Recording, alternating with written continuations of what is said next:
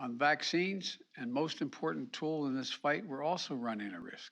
Yesterday, the Food and Drug Administration, the FDA, and the Center for Disease Control and Prevention, the CDC, authorized the fourth shot for those 50 years and older. We know boosters are critical to providing an additional level of protection. That's why I plan to get my second booster today, right here after I'm done speaking. If you haven't gotten your first booster, please don't wait. Do it today. Those who are 50 and older, as well as those who are immunocompromised, can now get even more protection than they have from the initial first doses.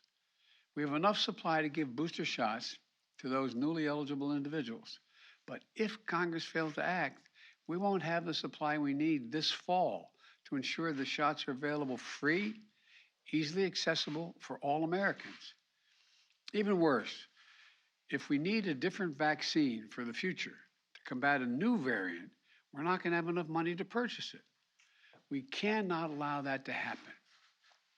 Congress, we need to secure additional supply now. We can't wait until we find ourselves in the midst of another surge to act. It'll be too late. And we also need this funding to continue our efforts to vaccinate the world with commitments we made. It's critical to our ability to protect against new variants. There's no wall you can build high enough to keep out a virus. Congress needs to act now, please. Let me close with this. I've worked so hard to get our lives, all of us have worked so hard to get our lives back. We're summoning every ounce of American resilience, pulled every lever of our government, called upon the goodness, decency, and patriotism of American people. Together, we turned an unthinkable pain into an extraordinary progress and purpose. Americans are back to living their lives again. We can't surrender that now. Congress, please act. You have to act immediately. The consequences of inaction are severe. They'll only grow with time, but it doesn't have to be that way. We've proven what we can do when we work together.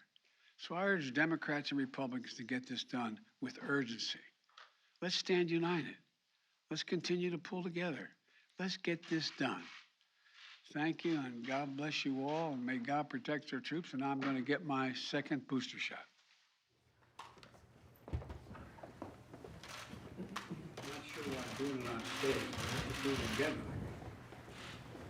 Mr. President, what is the danger of Putin being left in the dark by his military advisors?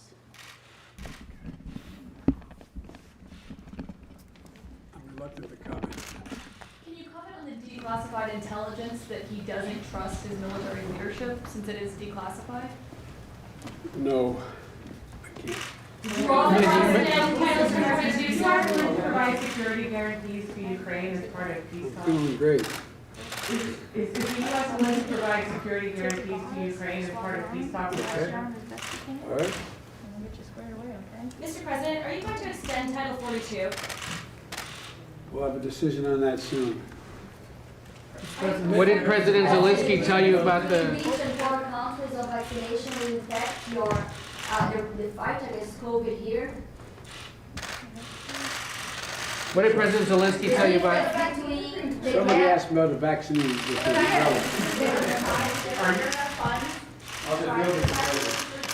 Wonderful. Mr. President, what did you hear from President Zelensky today about negotiations with Russia? I've always thought that it discourages people getting the vaccination when they watch people get a needle in their arm. So I apologize for discouraging them. It didn't hurt a bit, and I was able to roll my sleeve up, and thank you all. When you meet with Trevor Reed's parents, Mr. President, while they're here in Washington, they say that you promised them a meeting. I'm going to see if I can get to see them. Today? They're good people. We're trying to work that out. Thank you. What did President Zelensky tell you? What did President Zelensky tell you about negotiations?